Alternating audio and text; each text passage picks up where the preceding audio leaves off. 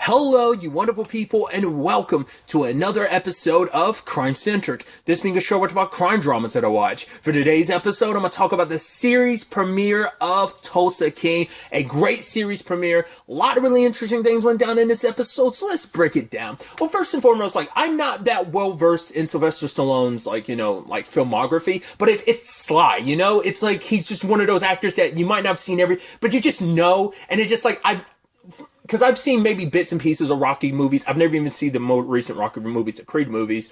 I've seen maybe tiny bits of Rambo stuff, but I've probably seen some stuff I just can't think of off the top of my head that I've seen Sly in. But it's I don't know, really he's kind of got this smooth swagger to him. But to be fair, it's almost like Sly being Sly. He just, even in interviews, to me, he's always presented himself as kind of like that dude has got that swagger to him. So it just, I don't know, he just oozes charisma and swag, and especially when he's talking to everyone, because it's right, he's been locked up for 25 years, which I'm assuming this is set 2021, 2022. And so it's yeah, you've been what was it, had to be at least 97 when he went in, and it's so it's yeah, that's a lot can change just between the 90s to now, and he's coming out seeing how different the city is, and he gets welcomed in by the families and stuff like that. But it's yeah. The one that called, what was his face? The actor who played, the one that was oh, Uncle Dwight, that dude, I was it's so weird to see him with hair. I'm every time I've ever seen him, I don't know whether that's just a choice he's had or whatever the case may be, seeing him with hair is weird. Because anytime I've ever seen him, it's always been buzzed or shaved, So I'm it's so weird to see him with hair. But he came in expecting a welcome home party. It's hey, you took those 25 years on the chin. He was I'm looking for a little compensation, but oh, your compensation is we're giving you Tulsa. It's what's that? It's oh, Tulsa. It's no, motherfucker, I know what Tulsa is. I know what, I've seen a map. I know what Tulsa is, but really it's yeah, it's your place to do whatever you want to. But for him, it's that's a spit in the face. You're making me leave home because they're saying yeah, you went to jail for us. Time doesn't stand still. It's motherfuckers, I went to jail for your dad and kind of you. You killed someone who honestly I really liked, who didn't deserve it, but I took the hit for you, and I'm not welcome. I'm not even you wouldn't welcome me back. You ain't got nothing for me. You're saying there's nothing here for me, even though my family's here.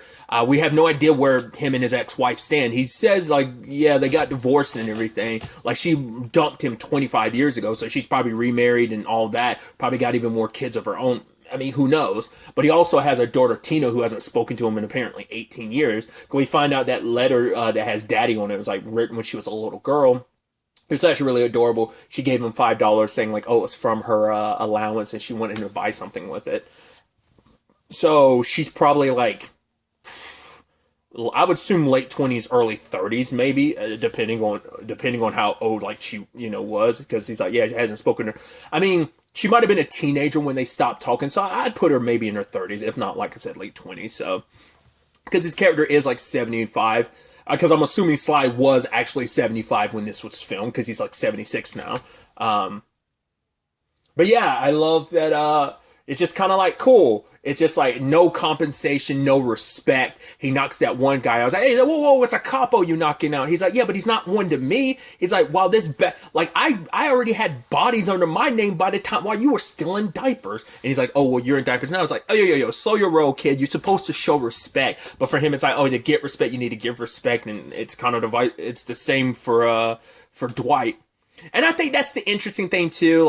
He says later on, he's oh, it's my parents named me after my father named me after the greatest general in history and stuff like that. But I'm Dwight does not seem because I forgot he has a name, but it's can we? Because obviously I watch too much mafia related stuff. Because you're oh. Because he has a nickname, but they said it in an episode. I don't remember it now off the top of my head. But your type of thing of oh, Tommy the Toothpick Jones or something like that. No, Tommy the Toothpick Falcone or something like that, right? You have one of those oh, what's your nickname for? Oh, because toothpicks are his thing or something like that. So it's just Dwight just seems, but I'm yeah, I'm sure for plenty of gangsters that have a regular name, and you're really? It's the most I always think back to that, joke. It's something like the late Chadwick Boseman said it. I forgot what interview it was. Um, I forgot what it was, but I remember him joking about it. He's like, "You telling me the coolest, smoothest black guy in like the universe?" I think because you know the whole T'Challa thing being like, "Oh, has such a milk toast white name like Chadwick." You know, it's kind of like that. You know, I really remember. I wish I could remember what interview that was in. He like made that joke.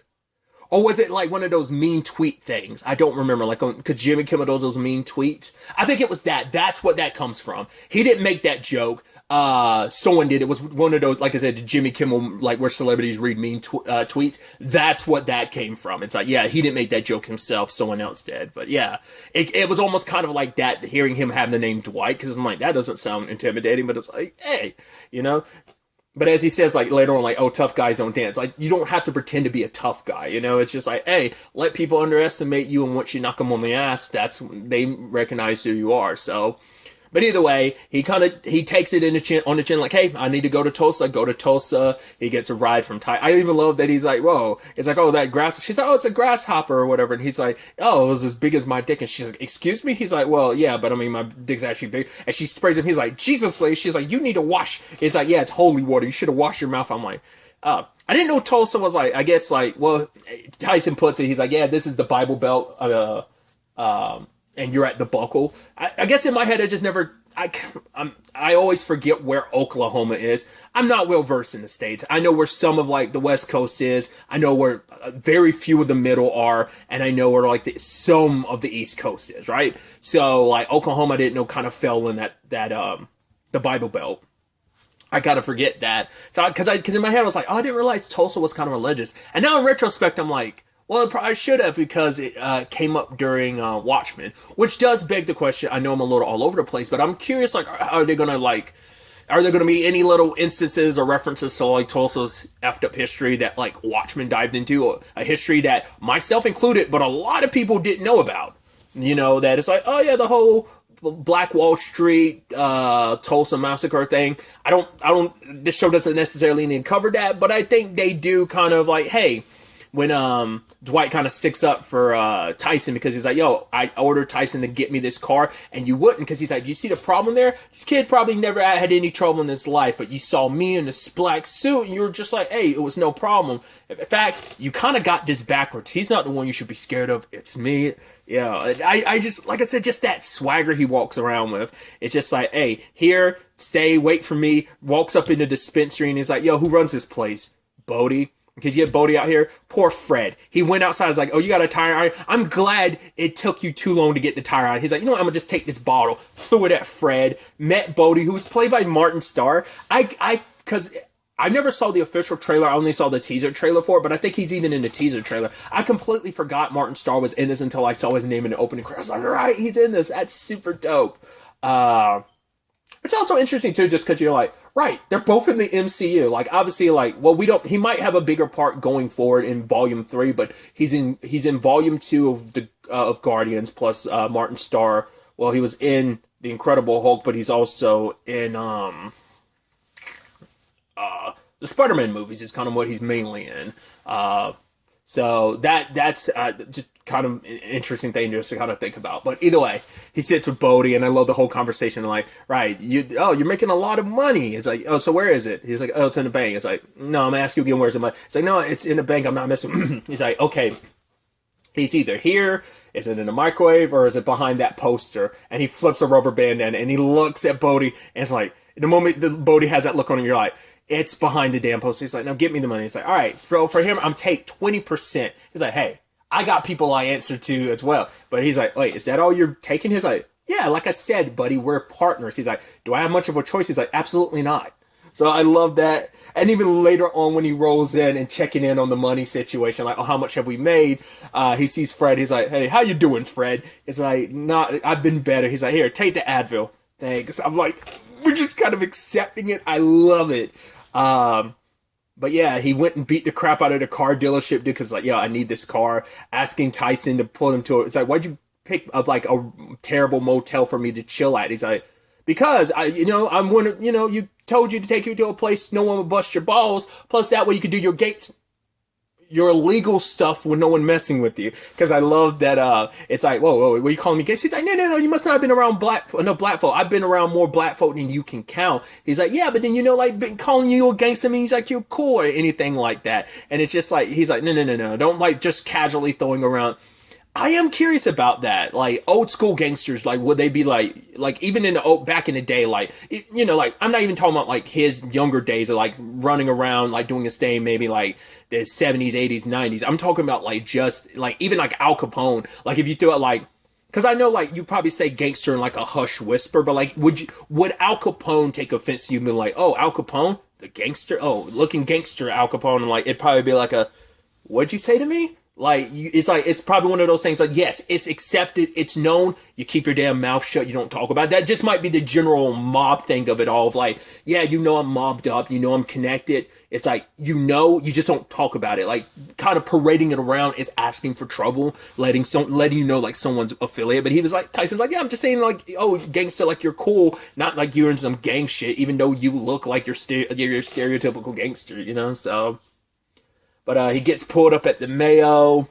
He's hitting it off at the bar. I can definitely tell him and the bar dude are going to be tight too, because like that guy's like, yeah, he spent time in prison too.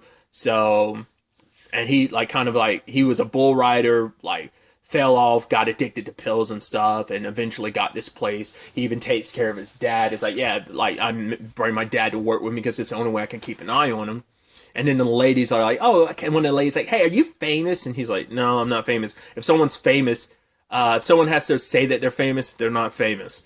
And so it's like, which is funny just because it's like, well, obviously like there's a layer to that line, because it's like, yes, we're talking, well, he is famous because he is a mob guy. So that's a big reason why he doesn't want his picture taken. But two, it's like, yeah, it's Cy. Cy's super fucking famous. So it's like, yeah, there's like layers to that. But I love that other lady was like, yo, like, it's like, oh, we were taking you to a party. He's like, yeah, but dad doesn't want, like, that's a party. It's like, well, what is a party? Takes him to a strip club, plays the guy off. It's like, yo, make sure the perverts keep their hands to themselves. And so, like, Sly beats the crap out of one of the dudes that gets too handsy. So I'm like, yeah, diversifying your, like, income. Because he'd even told Bodie, like, how to launder the money, essentially. God, I forgot what movie it was. It wasn't even a movie. It was something he referenced, and he was like, it was before your time. It might have been a movie. I don't remember. Like, the reference, like, I understood the reference, but I don't remember what it was now in retrospect. Either way. So, I don't know if he's going to buy the bar or not. He's probably just going to be tight with the bar owner. The guy is like, oh, you're the boss, so like either just because he's throwing around enough money they could do whatever they want, or either he did straight up buy that strip club. I have no idea. So plus he has the dispensary now, so potentially 3 spots to kind of launder and diversify the income and stuff like that. But he's like, yeah, like because Bodie was like, wait, protection from what? He's like, for one, it's like the government, the cops and stuff like that, but also like other gangs. But it's like there's no real gang activity. I did love the irony of like, hey, bought you a security camera. And he's like, before you say anything, yes, I do recognize the irony of it. I love that so much.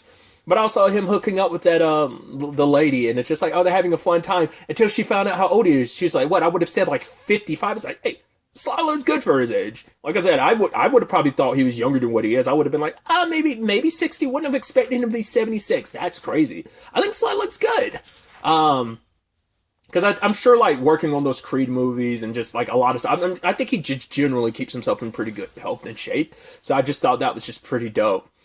Because I think that is a thing, and it's a really applicable, you hear it happens sadly to a lot of, like, specifically happens women, like, I feel like men have a lot more of that grace in Hollywood when it comes to it, but, like, it's kind of that thing of like older women kind of, it's that thing of like, oh, once you're kind of older, like you have to be one of those like top class actresses for people to like, for you to be an older woman in Hollywood. Cause it's just kind of like, oh, so-and-so's too old for this role. Like there are plenty of like, I don't want to use any one example because I don't want to be like, oh, this person's old, but like there are older women in Hollywood that goes like, no, shut your fucking mouth. Like we're top class actresses, age or no age. Like we will body any role you give us. And I just like that Stallone's there, kind of being able to like, yeah, like I'm still me. I'm still giving it my all. So to me, I like that, and I think like Hollywood could benefit to like give women that kind of grace period because it's just like, yeah, like once again, it's just I feel like it's not that often. I'm saying like unless you get like the great and the top class actresses, I feel like get that leeway because they're them, but like I feel like other actresses might not get that leeway all the time unless it's for a very, very specific role. But there's some like top class actresses, it's like the roles are theirs to kind of pick and choose from. But once again, Hollywood is designed the way it is, right? So it just doesn't always smile favorably around older women, but I feel like older men kind of get some leeway. But I still, like I said, I still enjoy the fact is I feel like Sly is able to kind of do this. I don't know if this role was specifically written for him or did he like have to like audition for it or whatever the case may be. Maybe that information's out there. Maybe Taylor Sheridan said, because I remember when they did that promo of all the stuff that Taylor's got coming out for Paramount Plus, and I saw the little thing of Tulsa King and Sly was talking about it. I don't remember if he ever talked about it in that, or maybe he said so in interviews, or like I said, him or Taylor or anyone associated with the show have said anything. But either way. My point before I went on this huge tangent was I love that she was like, oh my God, I can't believe it. She was almost like, oh my God, you're practically dead. I can't believe it's like, I wonder how old she is. Like she must be like maybe her 40s something. He's like, oh, is it an age gap? It's not an age gap. It's a canyon. He's like, oh, I don't even know your name. She's like, yeah, it's probably better that way. It's like, well, things are complicated because it turns out she's an ATF agent. So I was like, cool. I figured I was like, wait, is she just going to be some random hookup or are we going to find out she's actually someone of significance? Oh, she's super someone of significance. So that is interesting. And she's just like, fuck me the moment she sees his picture at a debriefing. So it's like, oh, cool. Yeah. I guess like, right, he doesn't know who you are, so you could take advantage of that. He's like, oh, maybe I'll see you around. And she's kind of like, maybe. Yeah, it was nice what we had and everything. It's like, I mean, that's the thing. Like, yo, he's like, oh, I'm a little rusty, but, must not have been that bad if she was like, wait, what? It's like, oh, I thought she was like, oh, it was good. And it's like, so I just thought I love that. Oh, the sweet, sweet irony. So it's definitely going to be interesting to see where the hell that dynamic goes. Cause it's like, I've seen some other show that's done that. I just can't think of it where someone that's like, cool, this is a bad guy. And I slept with them without knowing that they were a bad guy. We'll see where things kind of go. But, this show already, first episode alone just feels like, this doesn't feel like this is going to be one of those, cause I feel like Mayor of Kingstown seems, having seen season 1, it just seems, that show has the potential to be just depressing. And there's a lot of stuff in season 1 that is depressing. Like there's a lot. I feel like this show is going to be fun. Now there'll be some like gangster, like probably some deaths, some gunfights, and some beating some people's asses there. But I will probably be proven wrong in future episodes. But for now, the show kind of feels like lighter crime drama, and it's like, yo, we're doing that gangster shit and we're having fun with it. It feels like, you can feel like Sly having fun and it feels like that's what this show could be. I just feel like, because Mayor of Kingstown can be heavy at times, like pretty damn heavy. And I just don't feel like this show is that. But like I said, I could easily be proven wrong in future episode. Hard cut to the next episode being like, yeah, this is super depressing or something like that. But like I said, it feels like a vibe. It feels like fun. Because I'm trying to think like an example of like I'd say Ozark. Yeah, it has its depressing moments, but like overall, I feel like that's like a fun crime drama. I don't know. It's really hard to kind of describe what I mean, but like something that's not so dark and depressing. A crime drama that just has, it can have its dark moments, but more so than anything, it's kind of, like I said, it's a bop. It's kind of a vibe. It's fun, So that's what I kind of get the feel for the show. I'm interested to see where things kind of go. I do love the setup of him being like, right, you sit me here. He's like, yeah, it's a prison. He's like, I'm not trying to like mince words. He's like, I know that this is a prison. He said from the beginning that it was a banishment. He's like, all right, you're going to send me here. You want me to send me here to make money? I'll make money. I'll make so much money. You choke on it. I'm going to take this city. I'm going to make it mine. And basically like, all right, you want to take me away from my family and all my loved ones? Cool. Like the fact is, I'm gonna make a name for myself. I'm gonna turn this shithole and turn it into pure fucking gold. And then it's gonna be so much that I guess he makes enough of a name for himself. He turns Tulsa around, turns it into something so profitable. You have no choice but to acknowledge me. And then Basically, I get to shove it in your faces. Beyond that, whether it's going to be a thing of like if he runs it so well, he makes it a big enough name that he's like, right, you have no choice, but I'm able to kind of finally like sit at because you kind of move me to the kids table. In fact, you kind of move me to a kids table in a different house, having a completely different party, so that you can kind of do what you're doing in New York. So I'm gonna do my thing there.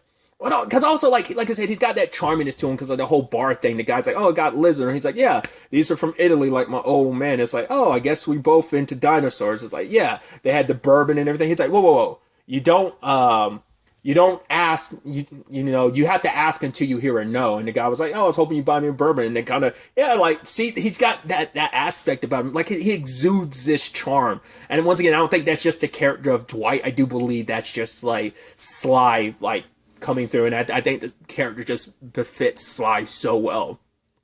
But either way, I'm going on and on, but I'm excited to see where the rest of the series takes us, but also just where the next episode takes us with all of this. Like I said, I saw the teaser a while back, but I don't remember everything about it, and I avoided the full trailer, and I avoided the previews because I don't want to know what's coming up this season. I'm just excited to take the show one episode at a time.